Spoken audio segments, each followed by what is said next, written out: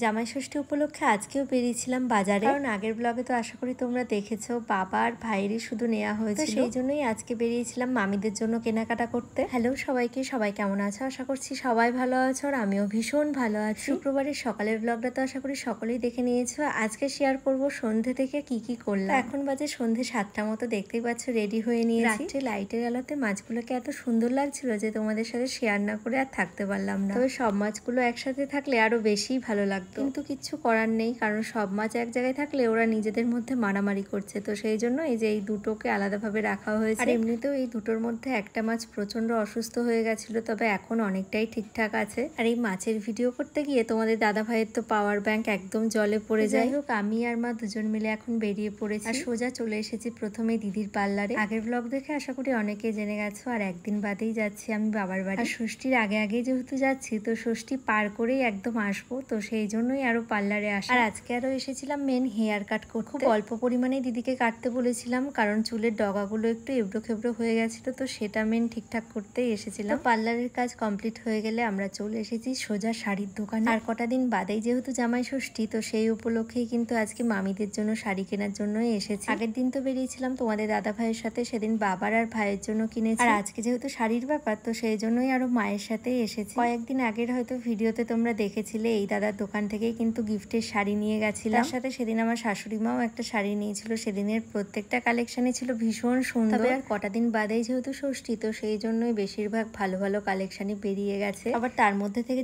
যেটা পছন্দ করছি, একই রকম ডিজাইনের একটা করেই শাড়ি পাচ্ছি। তবে আমাদের দুটোই লাগবে, যেহেতু দুই মামির জন্য নেব, আর আলাদা আলাদা কোনো একদমই হচ্ছিল না, তো সেই জন্য ওই দোকান থেকে বেরিয়ে আসতে হয়েছে। কোনো দোকান থেকে খালি হাতে বেরোতে ভীষণ খারাপ লাগে, কিন্তু কিচ্ছু করার নেই, যেহেতু একই রকম শাড়ি দুটো হচ্ছিল না।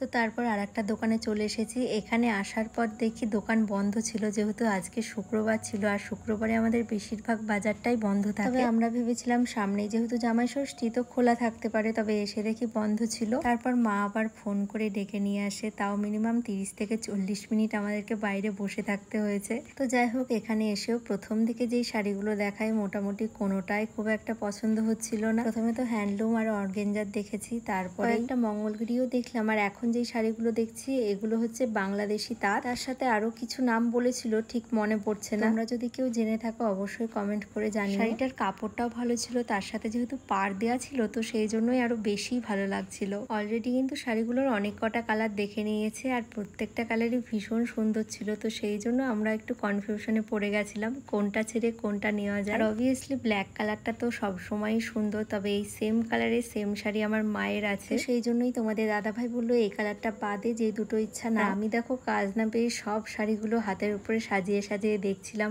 কোন কালারটা বেশি ভালো লাগে। চলো শাড়ি পছন্দ করতে করতে তোমাদের সাথে কয়েকটা কমেন্ট শেয়ার করি। ফার্স্টেই যে কমেন্টটা পড়বো সেটা চৈতালি গোস্বামী কমেন্টটা করেছে। কমেন্টটা ছিল, দাদা খুব সুন্দর ঘর গোছাতে পারে, তুমি খুব ভাগ্যবান এরকম একটা হাজবেন্ড পেয়েছো। তোমার কমেন্টটা পড়ে সত্যি ভীষণ ভালো লাগলো, অনেক অনেক থ্যাংক ইউ তোমাকে। চলো আর একটা কমেন্টও তোমাদের সাথে শেয়ার করি, যেটা প্রীতি দেবনাথ কমেন্টটা করেছে। কমেন্টটা ছিল, খুব ভালো লাগলো তোমাদের দুজনকে দেখে। এই কমেন্টগুলো যত সম্ভব আগের দিনের ব্লগে ছিল, সেই দিন তোমাদের দাদা ভাই আর আমি মিলে ঘর গুছিয়েছিলাম। যাই হোক, অনেক অনেক থ্যাংক ইউ প্রীতি তোমাকে। তোমরা ভালোবেসে প্রত্যেকদিন এত সুন্দর সুন্দর কমেন্ট করো। আমি যতটা সম্ভব চেষ্টা করব প্রত্যেকটা ব্লগে একটা দুটো করে কমেন্ট শেয়ার করার। এদিকে কমেন্ট পড়া তো কমপ্লিট, কিন্তু শাড়ি এখনো পর্যন্ত পছন্দ করতে পারলাম না। আসলে একসাথে অনেক রকম কালেকশন দেখে নিলে প্রচন্ড কনফিউশন হয়ে যায়। মানে দুটো শাড়ি তো সিলেক্ট করা হয়ে গেছিল, তারপরে আবার মন ঘুরে গেছে। না, শেষ পর্যন্ত দেখতে থাকো, লাস্টে কোনটা নিয়েছি অবশ্যই তোমাদের সাথে শেয়ার করব। তোমাদেরকে তো বলতেই ভুলে গেছি, এই দোকানে যখন এসেছিলাম তখন তো দোকানটা বন্ধ ছিল, তো সেই সময় কিন্তু তোমাদের দাদা ভাইও আমাদের সাথে এসেছিল। ও আসাতে বেশ ভালোই হয়েছে, আমার ক্যামেরা ধরার লোক তো পেয়ে গেছে। যাই হোক, অবশেষে আমাদের শাড়ি চয়েস হয়ে গেছে, আর এখন কিন্তু বেরিয়ে পড়েছি বাড়ি যাওয়ার উদ্দেশ্যে। ফার্স্টে তো দুটো শাড়ি পছন্দ হয়ে গেছিল, তবে শেষ পর্যন্ত এই যে মঙ্গলগিরি দুটোই নিয়েছি। যদিও মঙ্গলগিরিটা এখন খুব চলছে, তো সেই জন্যই আরো নিতে চাইছিলাম না, তবে কালার দুটো এত সুন্দর হওয়ার জন্য শেষ পর্যন্ত এই দুটোই নিলাম। একটা ছিল ইয়েলো কালার আর আরেকটা ছিল নেভি ব্লু কালার। ভিডিওতে যদিও এটাকে ব্ল্যাক কালার লাগছে, তবে এটা কিন্তু নেভি ব্লু কালার। চলো আজকে ব্লগটা এই পর্যন্ত, সকলকে টাটা।